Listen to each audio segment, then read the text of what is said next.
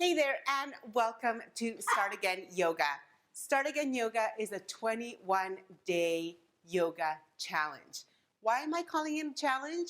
Is so that you are able to incorporate yoga into your day-to-day for 21 days. And that is a challenge for most of us with busy lives, whether that's at home, at work, school, whatever it may be.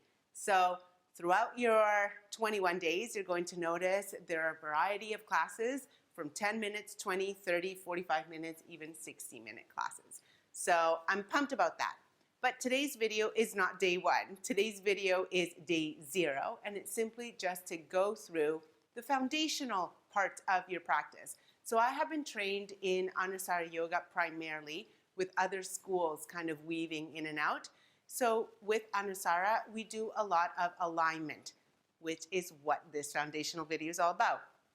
However, before we get started, I want you to keep in mind, if at any point throughout the alignment of a pose, it does not feel good for your body, ease off. First and foremost, we want you to feel good in your body. That's the whole intention of all of this, for you to feel connected back to your body and back to your mind. So we want you to bring yoga into your body by you applying it into your body and not your body applying itself into yoga, if that makes any sense. So let's get started. So all of our foundational poses begin with the feet. So that's the very first thing that we're going to touch on. I'm going to turn to the side, and what I'd like you to do is to place one of your feet right next to the edge of your mat.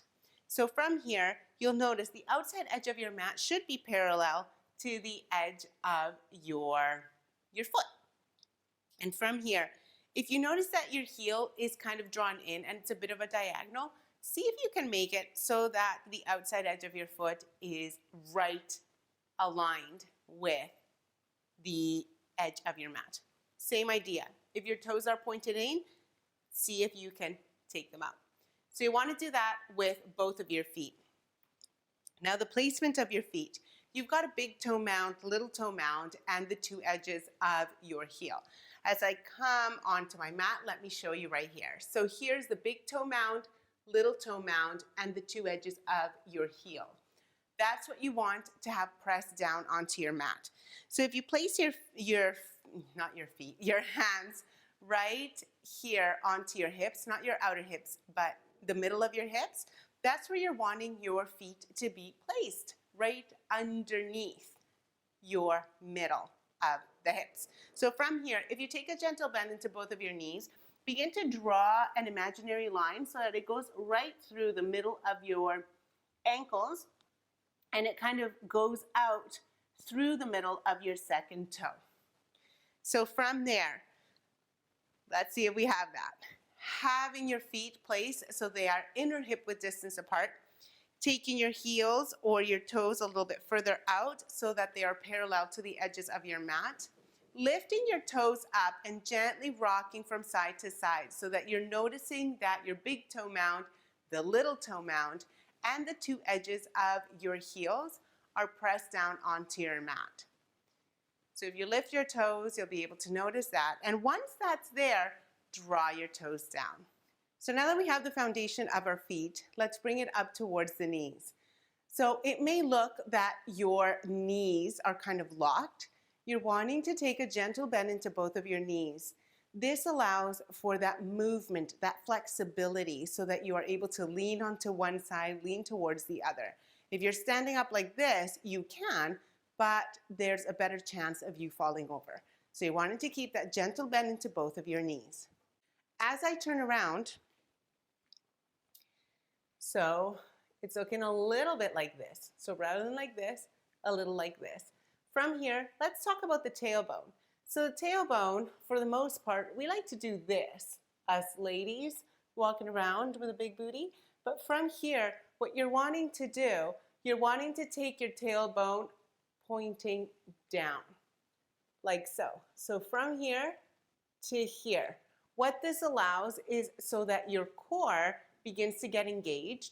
You are helping and supporting your lower back. And as you point your tailbone down, you're able or better able to lengthen your spine up towards the top of your head. And now the very last, second to last thing, your shoulders. So I'm going to turn over. So with your shoulders, you're wanting to draw your shoulder blades in towards each other. So from here, drawing your shoulders onto your back and then drawing your shoulder blades in. So look at the shoulder blades. You're drawing them in from here to here. So by doing that, you're able to take those shoulders onto your back and you're continuing to work with your upper back and bringing them together. Okay? Very last thing is your chin.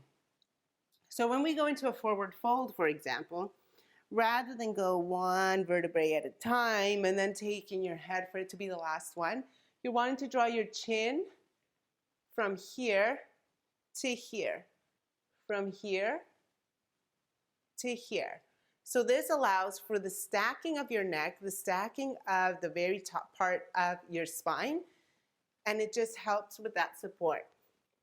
So notice in forward fold, letting your head dangle, bring your chin in, and begin to stack, like so. Okay, so there you have it. We're working foundation of our feet, foundation of the knees, foundation of the tailbone, foundation of the shoulders, foundation of the chin. So remember those. I will be bringing them in throughout the days, but if you're able to remember them, it'll allow for an easier flow. I will catch you tomorrow, day number 1. So excited. I'll see you then.